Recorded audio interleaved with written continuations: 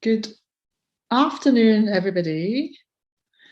A very, very warm welcome today to this session on Is the International System Equipped to Manage Climate Risk?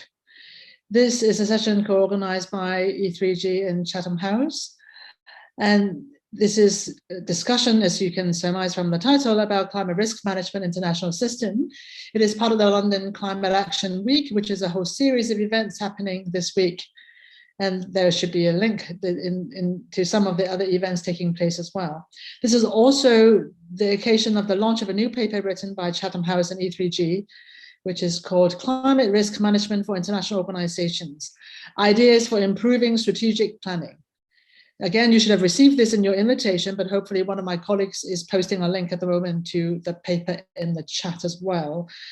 I'm just reading out my notes right now. This makes me smile because my colleagues who were prepping me for this session said it is a pretty dry title for what is actually a super interesting and important issue, which I actually have read and agree, not least because it's extremely critical that we are looking at how well international organizations are equipped to manage climate risk in this day and age, which is going to be the focus of our discussion today. As we know, climate change is calling for rethinking and reconfiguring of many of our normal assumptions, including our institutional dynamics, which is why how international organizations are responding to and incorporating climate risk management is a key part of our future. Now, please note that this session will be recorded and will be made available, so it is on the record. What we will do today, to start with, is that Ollie Brown will give us a 10-minute summary of the main findings of the research. He is an associate fellow with Chatham House, but he has been working for UNDP, DWPA, and most recently also as a strategic planner for the United Nations Environment Programme as well. After Ollie gave us the summary of this main findings of the research, which as promised is extremely interesting, we will then turn to three great panelists to kick off a discussion today.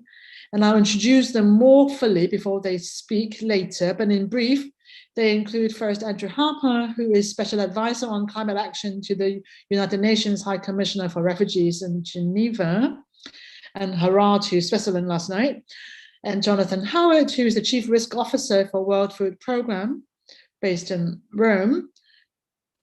And we also have Lisa Delmar, which will come after Andrew Harper, actually. Then we'll have Lisa Delmar first, who's an associate professor and director of PhD studies in international relations at the Department of Economic History and International Relations at Stockholm University. The last but certainly not least, I mentioned Jonathan Porritt as well from WFP. And they will all be given a few minutes as well to set out their thoughts and reactions. And then after that, we'll be opening up for the last couple of minutes, for the last, I think, 20 minutes actually, for open discussion. So we will really welcome your questions and comments, but you can put your comments in the chat box, I think, which might be disabled. So your questions in the Q&A function. And of course, please, that means that you could upvote questions that you think are particularly interesting and they will help float to the top. So without further ado, Ollie, would you like to present the findings of this report, please? Bernice, thank you so much. I'm just going to ask Chris to unshare his screen so I can share mine. And thank you so much to everybody for joining us. As Bernice said, it sounds like quite a dry topic, but I actually think it's really, really interesting.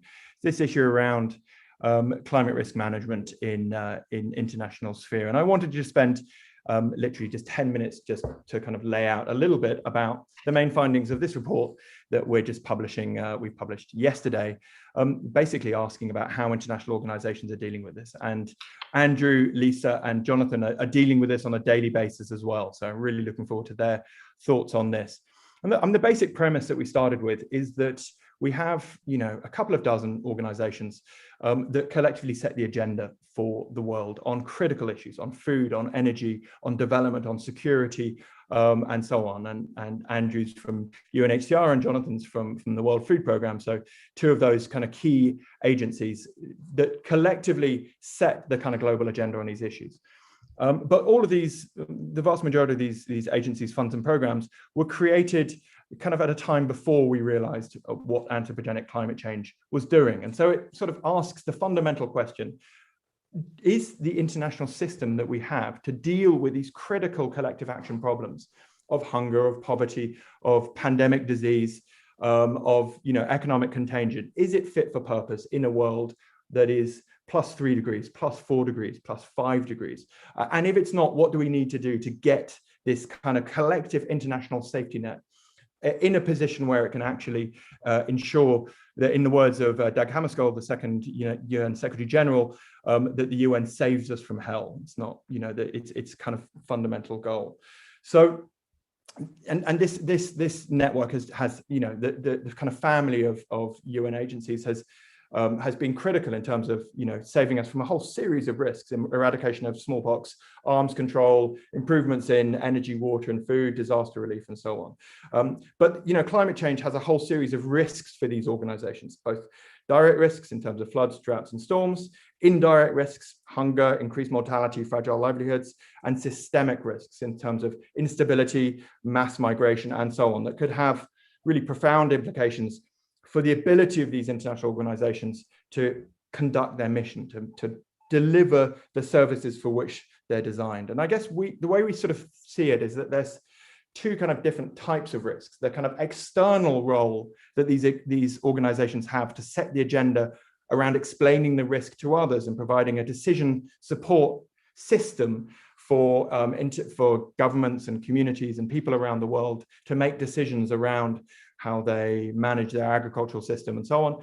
But also there's an internal dimension for those organizations themselves. So how do they adjust their own strategy and their own operations to be sure that they can still fulfill their mission in a +2, +3, +4 degree world? And then we sort of further break it down and talk about some of the operational risks that organizations face on a daily basis in the field, in terms of floods and droughts and hurricanes and so on, but also some of the strategic risks that potentially fundamentally change the mission that they have in front of them, the demand for their services, and their ability to provide those services. And when you start thinking about climate change as this kind of systemic issue that is kind of non-stationary, is changing, we have tipping points that are unpredictable, we have a whole series of potential kind of cascading risks that can happen around the world, and that it's a regressive risk, so it affects the poor, the most vulnerable most, then you start seeing how this potentially has very significant impacts for organizations, not just at the operational field level, but also at the kind of strategic level of what is their scope to achieve their mission. And so we were looking at this, and we sort of did deep dives and lots of interviews with 24 different UN agencies, funds and programs to understand how they were incorporating approaches to risk and incorporating approaches to climate risk in their work. And now, it's obviously one of the important things to say is that the UN faces many different risks the whole time. I mean, that's fundamentally what it's about. And climate change is one of those risks that's interacting with a whole series of others, potentially making them more difficult. Now, there's something called enterprise risk management, which is a sort of systemic, strategic, organization-wide approach to managing risk that was developed in the private sector, several decades ago, has come into government sector, and has now come into the sort of international organizations a little bit later. In 2006, the General Assembly passed a resolution to adopt enterprise risk management across the UN system. And there's been sort of several follow-ups for that, but it's been a kind of slow process to put in place kind of systematized approaches to think about risk, which involves organizations articulating what risk they want to take on, understanding those risks and kind of putting them into a risk register and developing mechanisms to minimize those risks, and also thinking about ways to act and escalate the response to whatever risks there are. And again, Jonathan and Andrew have spent a lot of time thinking about this within UNHCR and WFP. So it's a slow process. It's been developing. And what we wanted to do was look at how international organizations sort of take on board the external risks of climate change and the internal risks. And this is just a very quick summary of, I guess, what we found. And of the organizations we found, pretty much every organization mentions climate change in their strategic planning and in their external policy documents. So the external decision support mechanism for that the international system has is quite strong. It's, every organization is basically saying this is how climate change has an impact on the area on which we're working, whether it's UN Women or World Health or the Environment Programme or International Maritime Organization and so on. So the vast majority include climate change in their strategic planning. But when it comes to indicators on climate change, so actually what are they measuring? So slightly fewer actually include indicators on climate change in their strategic planning. And then a fewer still have enterprise risk management systems. So actually systematically thinking about how they should manage risk.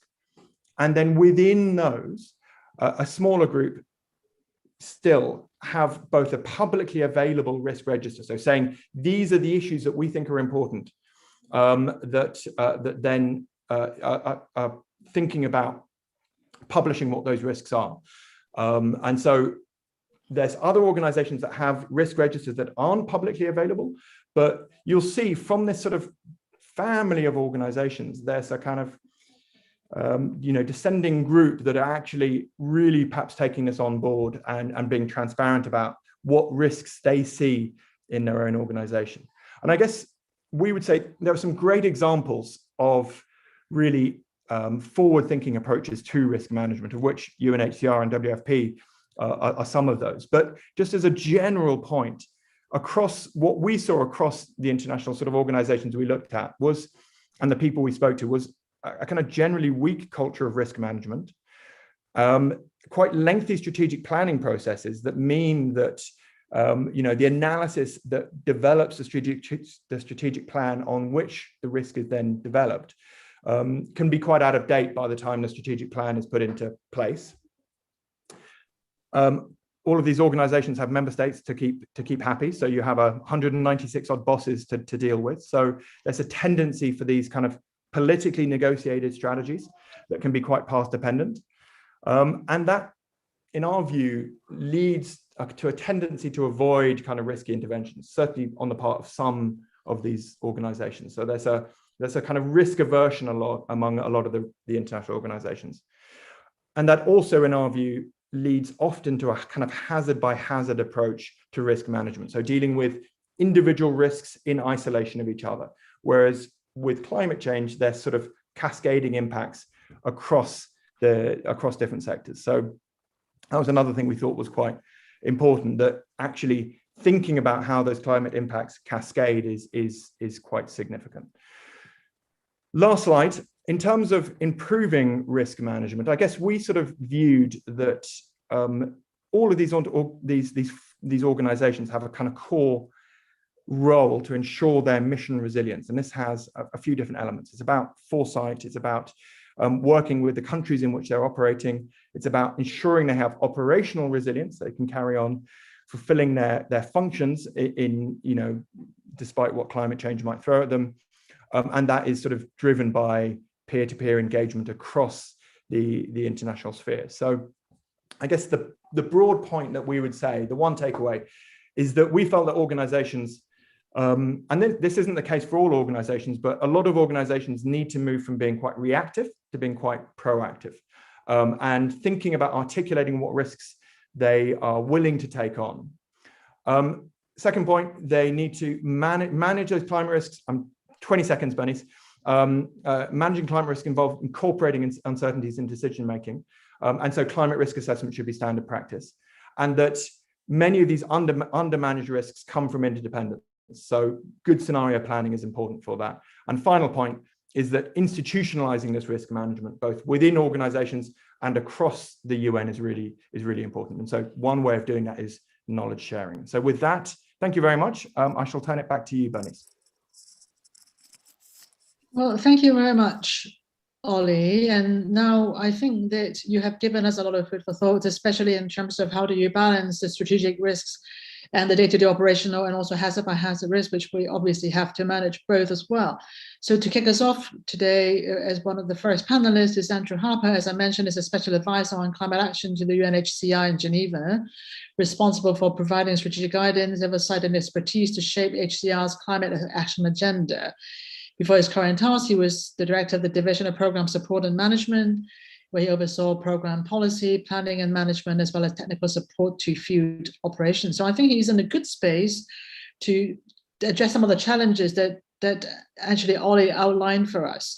I mean, Andrew, you have worked on many of these issues in the UNHCR, and maybe at a very broad level, having listened to what Ollie's findings had been, what does climate risk mean in UNHCR, and how have you tried to get the organization to change its planning and response? And it's also partly a question that we can dig deeper into as well, that I saw from the Q&A from Coco Warner as well, that we could go to. So you've worked on many of these. What does it mean, climate risk in the UNHCR, and how have you tried to get the organization to change its planning and response? Well, firstly, thanks. And I would just say that what Ollie and the team have put together in the report, we can only but fully endorse. And what we're doing in my role as a special advisor for climate action is using the ERM, the enterprise risk management, as a means in which to help guide the organization be exactly what Ollie was saying. We need to be much more anticipatory in how we address the future risks rather than reacting. We need to be involved in discussing with communities on the ground about what is it that they need to mitigate and prepare and adapt. We need to assess who is best placed to do it, because sometimes if we try and take on too much, that we're at risk of institutionally failing. We need to try and ensure that we focus on impact, sustainability in regards to how we approach things, but overall break it down as much as possible into determining what is it that UNHCR should be involved in regards to a series of risks that we've never contemplated or been able to assess in the past. It's not only climate that we also need to take into account when we're looking at risks, it's also how climate is attributing or is an attribution to increasing vulnerability across the board. And so how that links in with food insecurity. So we're obviously talking to FAO and WFP. How does it link in with stress on water resources? How does it, what's going to be the ability of governments to provide basic services? How can they abide and meet their social contracts with their communities? All these things link up into the ability of societies to maintain a degree of stability. And if they're not stable and not being able to move forward in a way which is stable, then you look at fragility, conflict, violence, and displacement. And that's where we come into play. So we're trying to be much more anticipatory, because the science is clear. Like, there's no reason why any of us should be surprised. Ignorance can no longer be an excuse when you've got so much information there. So we've established a sustainable framework for climate action in order to guide UNHCR. We've put forward a legal considerations paper for the protection considerations. We've got a sustainable energy paper as well, linked into a clean energy challenge, where we've got some 400 people involved.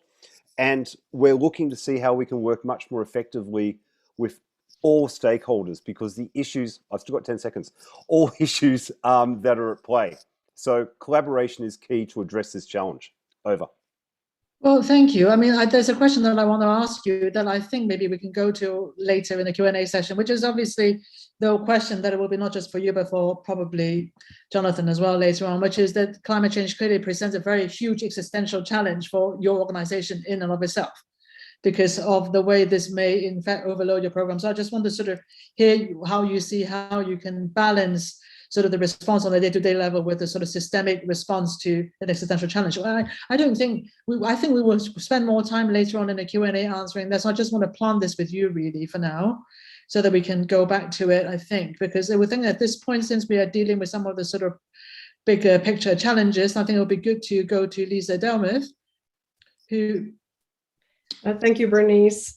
Yes, exactly. I was going to take more of a helicopter perspective on the international system, if that's okay, to kind of complement Ollie's managerial perspective. I'm a political scientist. Almost 12 years of experience working on international organizations. and I work specifically on climate change and legitimacy issues. I just wanted to start by saying that this is a really great and important paper, and I really agree that I think about that we have about 200 multilateral organizations to date, depending on how you count. And I really agree with Taylor and Ollie that about a dozen of those lead the global work on climate risks. I think it's also interesting that the paper touches on this historical dimension, that organizations have core mandates, many of which originally did not include climate change, but nowadays, as our research shows, engage with climate risks. And we have looked at about 40 major organizations with core mandates in 10 different issue areas, and they all address climate risks for human security. Just to mention a couple of ones that are not mentioned, they're not center stage, at least in Ollie's and Taylor's paper. We also look at development, disaster risk reduction, humanitarian assistance, and regional multi-issue organizations. And many of those actually, like Arctic Council, ASEAN, the EU, Organization of American States, Pacific Island Forum, or African Union. I really think, really appreciate the question of whether the international system is fit for purpose. It's almost so broad that we cannot address it, but I think we can say, and I would like to say something constructive and optimistic about that. But so my take is that I can reflect on three factors that I think that we know from research shapes how successfully international organizations can deal with climate risks. COVID-19, geopolitical trends, and the ongoing populist backlash. So to me, geopolitics refers to a system of political practice that pursues territorial interests, and mostly security interests, on the basis of zero-sum logics. And it's not oriented toward multilateral solutions. And I think geopolitics has in recent years accelerated some of the major countries' isolationist and unilateral tendencies. And many of the major countries now place greater emphasis on national risk management than on global coordination. To give just a few examples of how I think that geopolitics matters with international organizations' engagement with climate risks.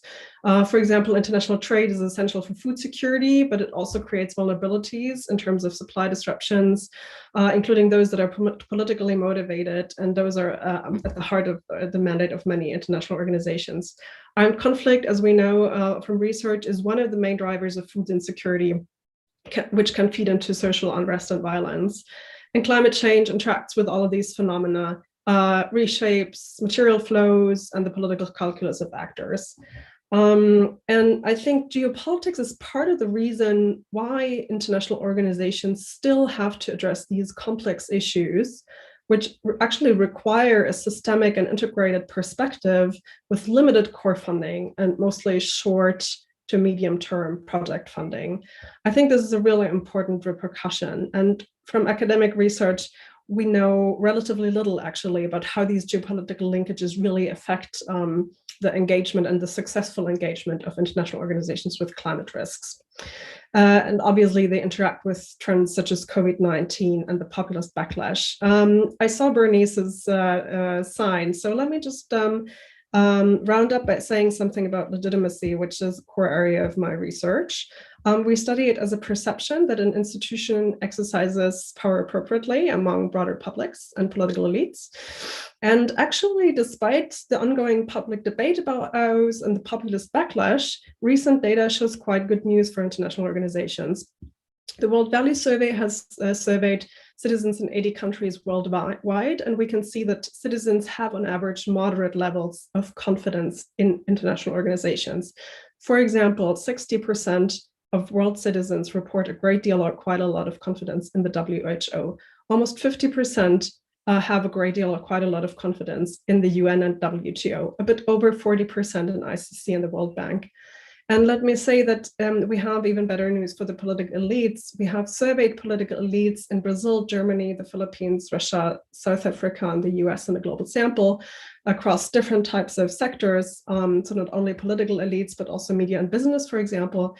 And here we can see that these elites have moderate to strong levels of confidence, although half of them do not deal with international issues in their daily lives. For example, 80% of our survey elites have a great deal or quite a lot of confidence in the WHO, and almost 70% in the UN, the ICC, and the UNFCCC. So in sum, I think the international system has already good available mechanisms to address climate risks, but I think the governments need to supply more core funding to allow for greater flexibility, to adopt integrated approaches. And our survey data actually suggests that international organizations have both popular and elite support to move forward. Thank you. Well, I mean, that's great to hear that there is strong public support for doing more. So in your view, what could they be doing more tomorrow? You mean the international organizations when they engage with climate risks? Yeah, I think that many international organizations have really good communication strategies nowadays. There's very little research on that issue, but I think there's more and more professionalized engagement. There's some engagement with the broader public on social media. I think this is a great opportunity because we don't have a transnational public sphere where citizens across the globe would engage with each other on global issues. So I think IOs would be well advised to engage with the broader public and tell them about all the good things that are going on and all the challenges that are being tackled on new transnational platforms such as social media. A very interesting idea, because obviously the international organization system is one that comes up with a system of states. But now that we have a direct way to engage, why not use it? That's a very, very specific and I think hopefully helpful suggestion for our interlocutors as well on the panel. Now with that, there are quite a lot of great questions coming through, which we hope to address more later on. Next up, we have Jonathan Howitt, who is the Chief Risk Officer for the World Food Programme. Now, you have been dealing with a lot of these questions for a really long time. I mean, again, in the same vein of this kind of question we've been asking everyone, what does it mean from your perspective for WFP? And what are you guys doing about it? So, well, again, if I can also just start by thanking Ollie for an excellent paper, because I do think you hit the mark and you summarized the issues very well. For WFP, and I think in broader for climate risk management, you're in a long game in terms of culture change. And I think you don't join somewhere to set up risk management and it's going to be different in 3 months. Yeah, it might be, but it's a progression where you look back over 3 years and you say we're quite different. We're organized different and we think differently. And you build, if you like, we sometimes call them in the universities of WFP, and then there's a new generation of people that come through that think and behave and respond differently. So we're in a long game, that's the first point. And there are certain things that have been easier. People accept risk assessment conceptually. They like their risk. I say like, they may not like the task of doing them, but they do like to talk about risks, whether it's in a risk register, a strategic plan, and they like to lay them out. So that's been culturally more easy, but the monitoring can be harder. So capturing some of the data and changing the behavior patterns via the data is a lot of the challenge at times.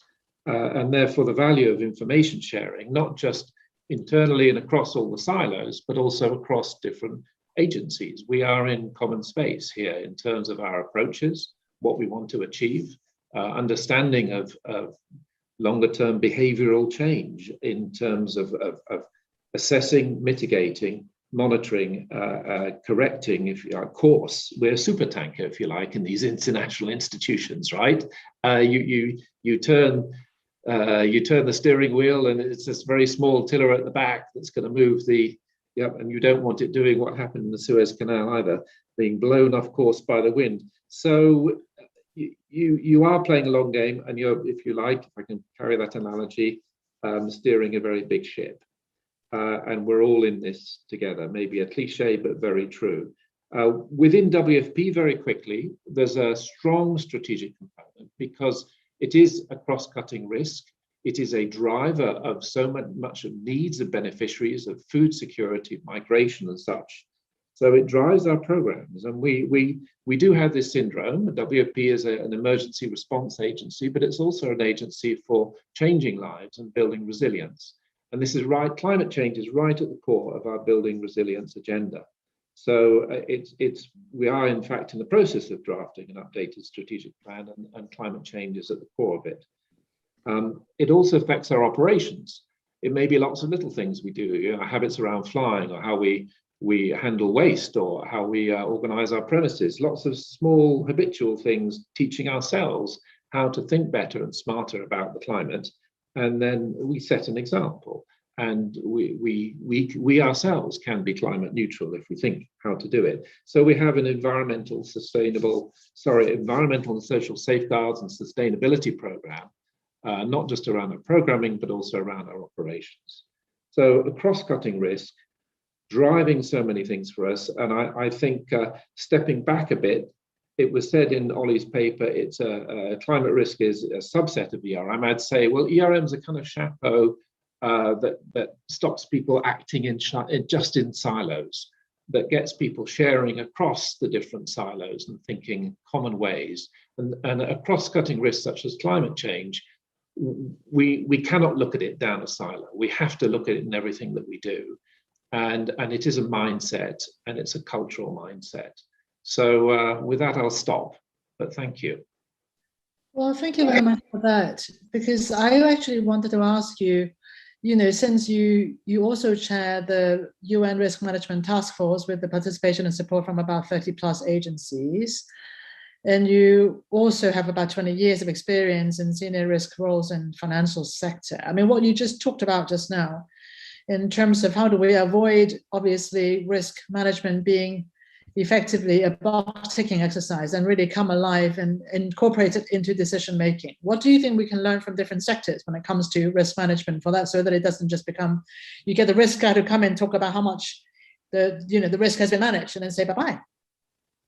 So you could overburden people with risk processes. And so I would say be very careful about rolling out a new process, another new survey, another data collection exercise. Be selective. Stick on the high ground on it, but yeah, engaging people is the key, making it interactive, and data will drive decision making. I was very pleased in reading not just Ollie's paper, but in fact the references and our internal notes on this. There is a lot of data out there on climate change, and that will drive better behavior and better thinking and congeal people's interaction much better. Yeah, there can be a fatigue. Why are you coming to me with your priority when I'm busy doing this? That's a very human syndrome in large organizations. So ERM can help sit above that. And I think the climate agenda as a cross-cutting issue can also do so. So data, participation, people do like assessment. Sorry to say, and I know it's a cruel thing to say, but they don't like too many audit issues and things that hit them, backward-looking stuff. The corporate stick upon them, punishment as sometimes people, the risk police. We've heard all the cliches, but if you can be forward-looking, data-driven, value-adding, and you can help decisioning, you're relevant. So, and the same things apply in climate risk management. Well, thank you for that. And this is a good time to turn to one of the questions I see that a couple of people have asked. I think Spencer Robinson is one, and then also there's an anonymous attendee asking, I think, similar kind of questions around how do you make sure that these processes that you described that shouldn't be too lengthy are practical, but are also incorporating a sort of more bottom-up approach, including the voices of the people at grassroots level as well. And obviously engaging with platforms, which are also something that Lisa mentioned as well, would be important. How do you make sure that you can do that in the way you incorporate the thinking and risk management within these organizations that are, as you rightly pointed out, really tankers, super tankers even, certainly not nimble little things?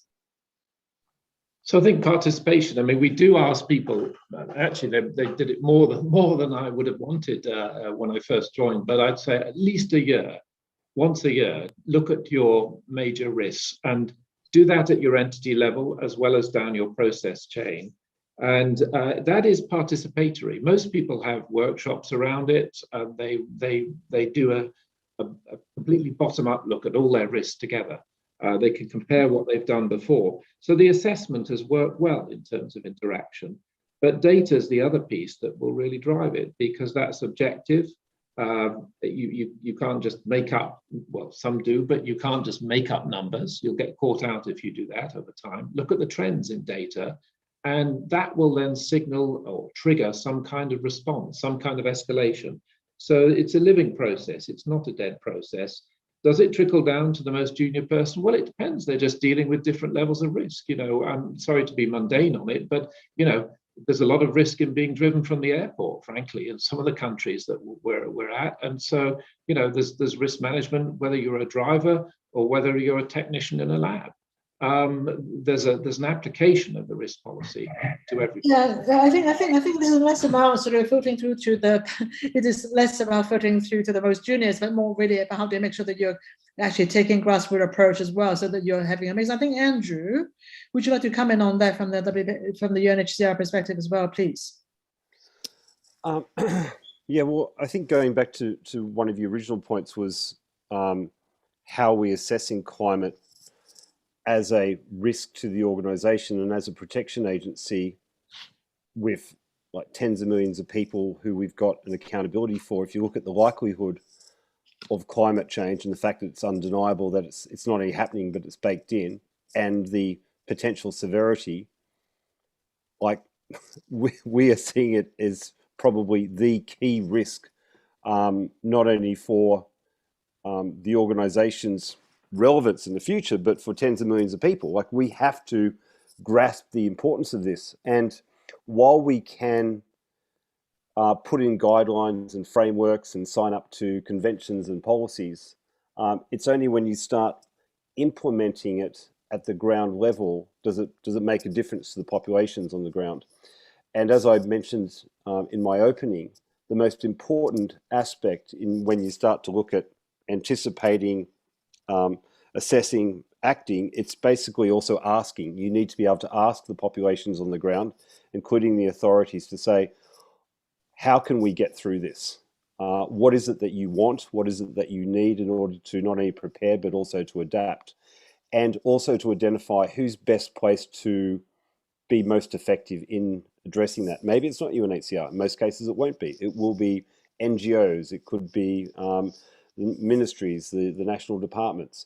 So we have to translate these sometimes fairly lofty statements and frameworks and risk assessments into the ground level. And so as far as UNHCR is concerned, but this is not necessarily only reliant upon UNHCR, we need to be working with others so that there is regional and country plans of action for climate.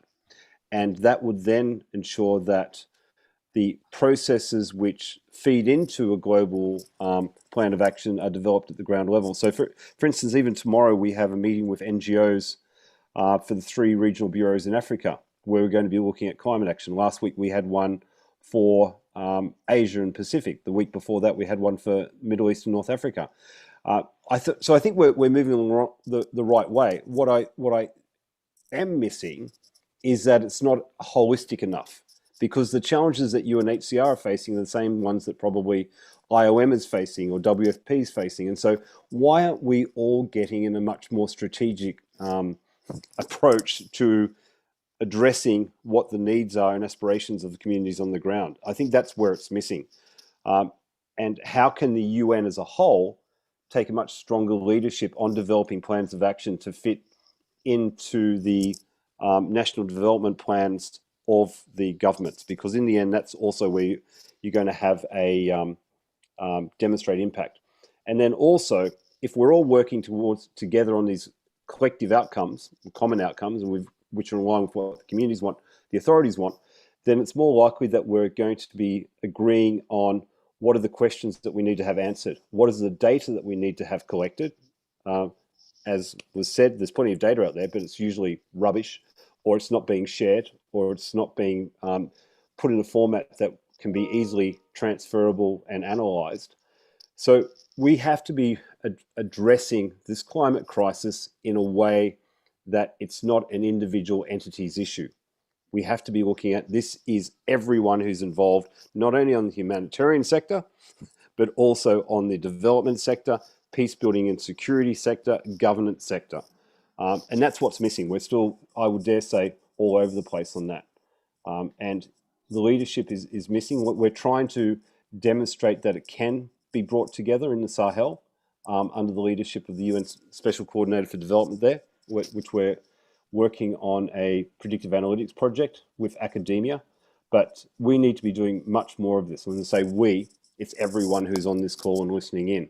How can we be focused more on impact at scale, grassroots up, as you say, in the future? Over.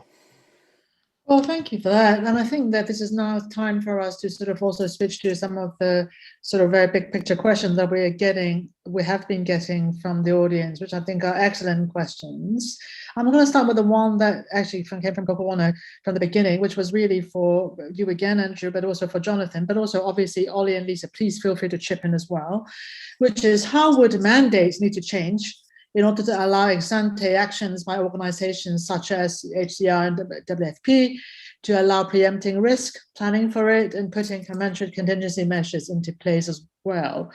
I don't know whether, Andrew, you want to keep going, or Jonathan, you want to come in? Andrew, please. I will go ahead, because people sort of say you need to change a mandate, or you need to have a new, like there needs to be something established for climate refugees. You don't need that. What you need to focus on is why are people having to move in the first place? And again, this is where investing in science, in preparedness, in adaptation, and focusing on vulnerability rather than people moving is going to be so key. And so if you follow through with what I was mentioning before about the need to anticipate, which is what Coco was saying, then we need to, again, ask the population. We need to assess who's best placed to deal with it. We need to act, and we need to hold people accountable. At the moment, almost all those elements are not being properly addressed. There's not sufficient investment in anticipatory planning. There's not sufficient consultation with asking people on the ground. There's not sufficient recognition about who's best placed to address each one of these issues. We're not acting in a way which is at scale, which is timely, and which is focused on impact, and we're not necessarily holding people to account. So each one of those elements can be addressed, and then you've got to start identifying, if we're struggling at the moment, then how are we going to be going if the temperature increases by 2 degrees Celsius and we see sea level rise by 2 to 3 times what had been previously modeled? So this lack of a holistic approach to scenario planning is holding us back from being more effective, and which goes back to the framing of today's question is, are we fit to be able to deal with the risks which climate change is broaching towards us? And I'd say absolutely not. We have to move away from delivery to transforming the system. Well, I think that's an excellent answer. I also wanted to sort of prompt all our panelists as well. In addition to, I mean, we understood the importance of being holistic and making sure the pieces work together, etc. But I think it'll be good at this stage in the meeting to also give us some examples of how do you make it practically work on a day-to-day level, given all the dynamics that you have also outlined. And there's another excellent question lurking that I'm dying to ask all of you shortly about the balance between power between the agency and the member states. But Ollie, you raised your hand. Would you like to come in, but also with a view to helping us figure out what will be the best way to put this into practice, the kind of vision that Andrew and Jonathan and Lisa and yourself had put forward to make it work better together, predictively, preemptively, ex ante, not just obviously after the fact.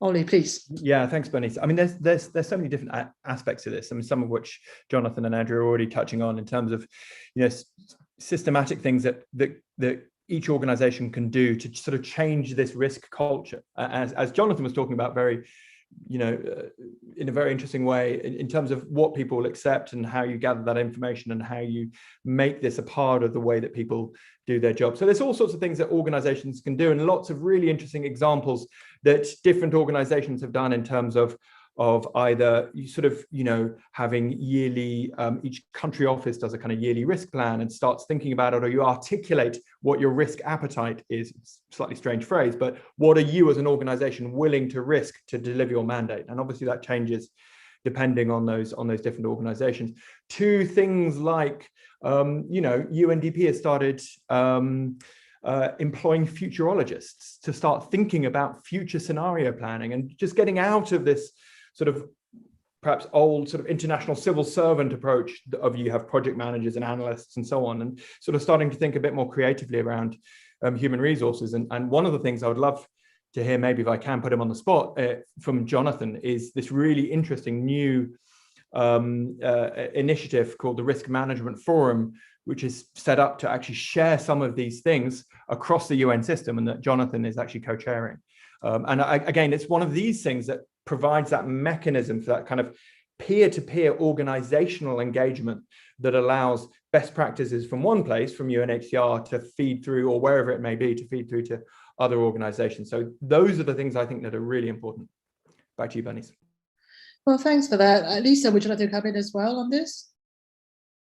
Yes, always much better to say something about the nuts and bolts of how this could be operationalized. But at the strategic level, I think it's really important that that engagement with research actors are promoted and kept up. I mean, there are a lot of really great projects being promoted by different UN agencies, and there's a lot of collaboration with climate scientists.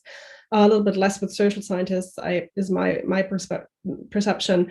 I think it could be good to deepen these relations, because I think part of why international organizations are reluctant to invest more budgets and to address climate risks, and part of why governments may be reluctant chip in with greater resources to address specific climate nexuses at the global level, is because we know relatively little about climate risks, what they mean in different issue areas. For example, in security and migration, we have a lot of scientific uncertainty and relatively great problem complexity.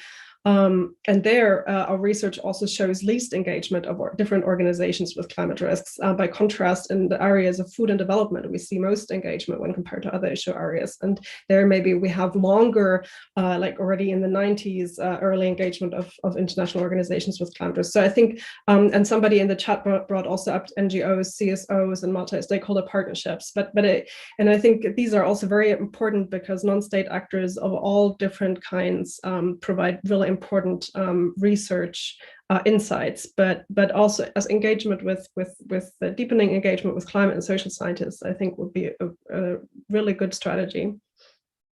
Thank you. I mean, Jonathan, I mean, the mandate question was also for you as well, obviously, not just for Andrew. Would you like to comment on the mandate question?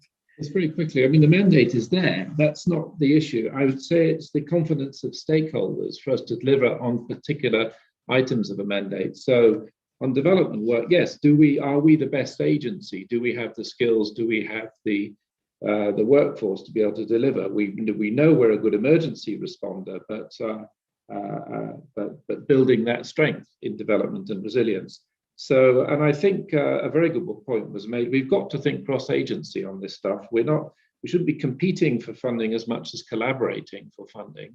And there should be, I think Andrew said, country level cross-agency strategic plans on climate approaches, climate action plans, I think you said. And risk appetite, you have a risk appetite implicitly, whether you like or not. Whether you're going to charging in or stepping back. And institutionally, I think comments are made, sometimes all the consultation that we have to do, all the stakeholder ownership, we become institutionally risk averse. And there has been a push on this to be more decentralized and light-footed in our decision making. But then the risk still needs to join that up in terms of information flows. Good points also on future scenario planning. Who can deny that is so important, the more we can look forwards. Last but not least, on HLCM, the High Level Committee on Management, Risk Management Forum, that's a very long-winded term, but sharing risk approaches and information is part of it. Yes, there's a certain convoy system that we're all moving in the same direction is the main thing, and we're not duplicating. We are sharing, so we're replaying things that work. Just to give one example of an area, we haven't had a separate internal risk management session on climate, but we have done fraud risk management as an area where agencies really need to think together, to have common approaches, and not just at the top, but actually in the field, in each country. We need key contact points to manage fraud better, to manage our supplier networks better, our cooperating partners better, to make sure that fraud and corruption are mitigated. Maybe not a particularly palatable subject sometimes, but a critical one for the UN to be aligned on. And in the same way, climate. We should indeed think commonly across agencies on our approaches, on sharing information, action plans at the top, but also at the field. Yes. Thank you. Well, thanks for that. And I think maybe now is a good time to bring in this question that I think is quite an intriguing question. A couple of intriguing questions here. One is from Nancy Wright. It says that it's actually originally directed at Ollie's presentation, but I think that others would be useful as well to comment. What do you see as the threshold of agency between IGOs as autonomous or semi-autonomous and the dependence on member states? And that, of course, feed into not just the technical, but also the political question in terms of the political space for both managing, racing, but also tackling some of these risks as well. So Ollie, would you like to come in on that in terms of the threshold? Yeah, it's a really interesting question, and perhaps I can be slightly more indiscreet than Andrew and Jonathan can, given that I'm not actually working for an international organization now, so I don't have to be so worried about it. And I was in the UN Environment Programme, and it was constantly, this was one of the big questions, is to what extent does the organization, very small in comparison to WFP and UNHCR, but to what extent does this organization have agency and can do stuff over and above what is set out in the mandate? And we were always very aware that we had 196 bosses to try and keep happy. And they kept a very close eye on us. And we would meet them every 3 months, and they would go over our strategic plans with a fine tooth comb. I guess a couple of things I would say. Certainly the organization itself would always try and be very respectful of that limited agency. It was given a fairly short rein, but within that would then try and sort of innovate and maybe sort of make some, go to the boundaries of what was allowed by the member states. And the other thing to say is that with 196 bosses, they don't always say the same thing at the same time, as I'm sure Andrew and Jonathan know. And so you will get very different messages depending on who you're speaking to. And that certainly gives us quite a lot of wiggle room to different agencies to selectively listen to some and not listen to others. And there are various points in the calendar at which there is a definitive agreement by consensus on a new mandate or on a resolution or whatever it might be. But there's certainly, in the organizations I've been in, there's a certain amount of wiggle room around that, depending on whether you're listening to mum or dad, basically, of your different bosses. Back to you, Bernice. Thanks. I mean, I'm just wondering, does Andrew and Jonathan want to have an inside view on this question about balancing between your mandate and obviously. Yeah. Okay. I'll shoot ahead, mainly because the whole issue of climate refugees and UNHCR's involvement on cross-border displacement of people displaced due to disasters and natural hazards is always been a quite contentious issue. But what we have been able to find, and this is where we've been involved with research and academics and looking at evidence, is to say that we're already involved with climate-induced displacement because 90% of the world's refugees already originate from countries that are on the front lines of the climate emergency, that they that's got the least capacity to adapt to climate change. So for decades, we've already probably been dealing with people displaced by a combination of climate and conflict. It's just that it's happening more and more, and there's greater profile for it. On the positive side, every agency is always alert to the sensitivities of member states, but also other agencies. But what I've found, particularly over the last 18 months, is that a lot of the sensitivities have become lessened and the desire to collaborate has increased. And so, for instance, with WFP or with IOM or UNDP or UNEP or NGOs, we're all starting to get it that this is an existential crisis. Like the world in 10 years' time is not going to be the world that we're facing with now. And we have to be looking at what are the collective outcomes that we're after. How can we reduce suffering? How can we be less focused on ourselves? Maybe I'm idealistic about this, but we can't continue the way in which we've worked in the past 60 or 70 years. We have to transform the system in a way which we look at who is best placed to deliver and make a difference. And hopefully it's the people on the ground. Hopefully we can work better with the private sector and with national authorities, because that's the only way which it can probably be sustainable. But I look at the climate crisis as being a driver not only of vulnerability, but of enhancing collaboration and of relevance of the UN. Over. Thank you. Jonathan, you want to add to that as well? Yeah, very little to add, except Andrew's last point is spot on. If we don't come together on this, what can we? I think that we all know it as agencies that we are in a position to compete for funding from major donors. And one donor once asked us, well, what would it take for you to refuse funding from us? To say, we are not the best people to do that. You need to talk to somebody else. Or indeed to say, we want to do this together with. And I think that is the spirit that we need to approach climate risk management on. We cannot operate in a siloed approach as a group of separate agencies in a sort of competitive environment where there's a zero-sum game. And I know certainly between UNHCR and ourselves, we're two large field-based agencies, and we know that collaboration has to work. In the refugee camps, people need feeding, obviously, so that is a natural thing, but it's not always natural in resilience building and the work around climate change.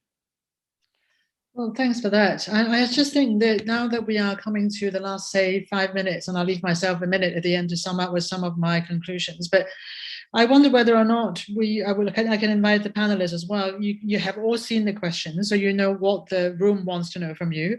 Whether or not I can rely on you to be disciplined and give me like a 45 seconds each summary that you want to leave the audience with today. And in fact, what I might do is I might start actually myself, which is that what we're hearing from all of you today is obviously not in some ways an easy picture to convey, that amidst all the complexities around risk management, we kind of know that a couple of things need to be done. We know that we need to be more honest about boundaries and competencies, making sure that you're connecting both internally and externally, up as well as down, then assuming up is mummy and daddy that Ollie described as the member states, your bosses, 194 plus of them, and down are as equally up the grassroots and all the population that your institutions are trying to serve at the same time. So we kind of know that being holistic and yet specific at the same time is actually extremely important in moving forward.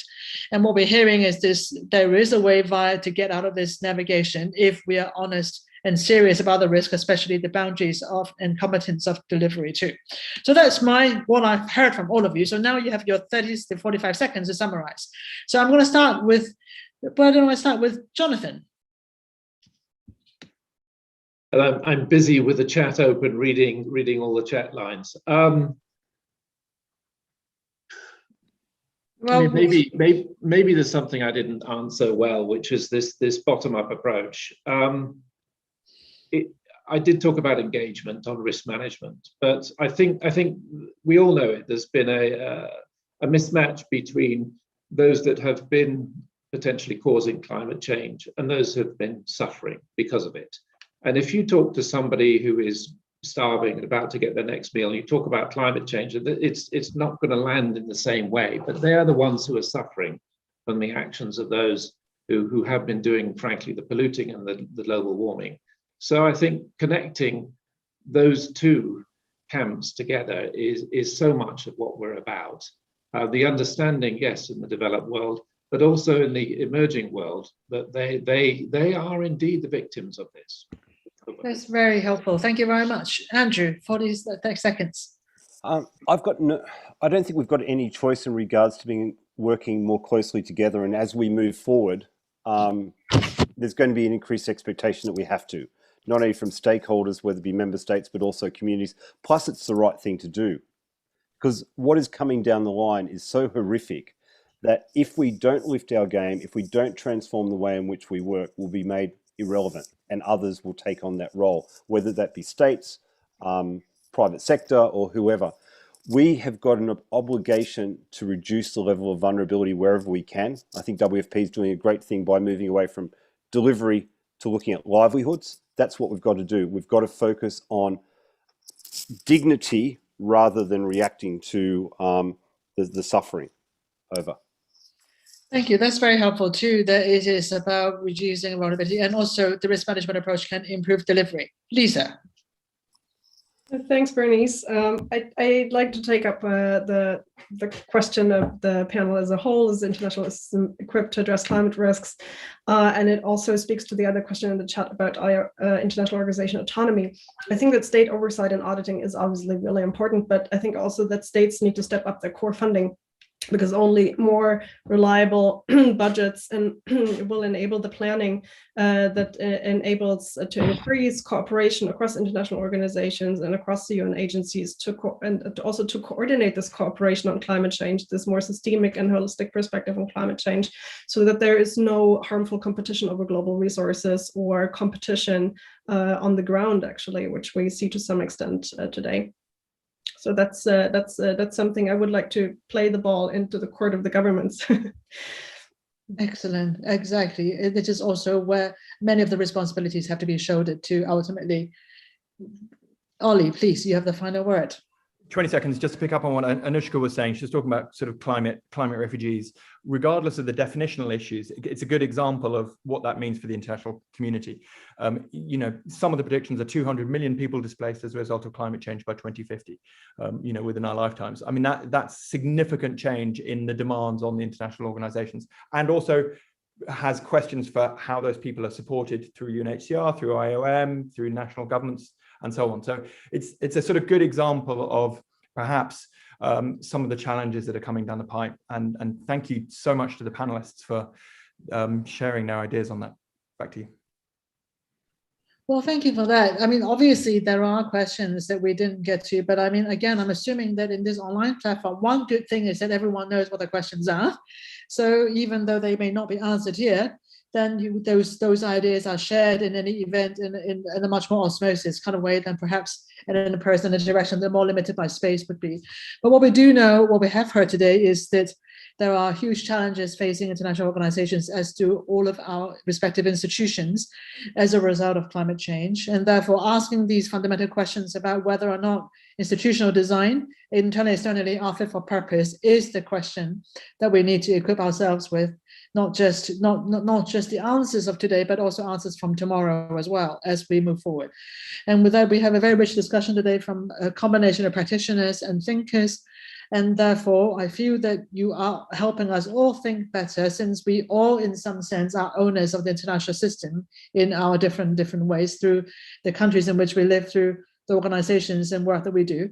I feel like that this is helping us think through some of the fundamental questions around risk management, but also looking forward, how do we prepare ourselves better to make sure that we're more fit for purpose. So with that, I apologize for taking you 3 minutes into the Germany-England game, which we may age us a little bit for this podcast, which I have a feeling we might have lost a few people as a result of that. And I didn't think we did too badly, that we might have only lost about a dozen or so to the England-Germany match. I understand it's starting at 5 or so in the UK. So with that, thank you all for joining us today. As mentioned, this is not a simple, easy topic, and I think that our panelists have managed to enlighten us in terms of how best to approach these complex questions in a practical, specific, but also strategic way. So with that, I thank you all for joining us today. I mean, if you were here, you would be joining me in clapping. If not, then good luck, and please join us in other events in the London Climate Action Week as well. Thank you very much for your time. Thanks. Bye. Thank you very much, Denise. Thanks, Ollie. Jonathan. Thank you.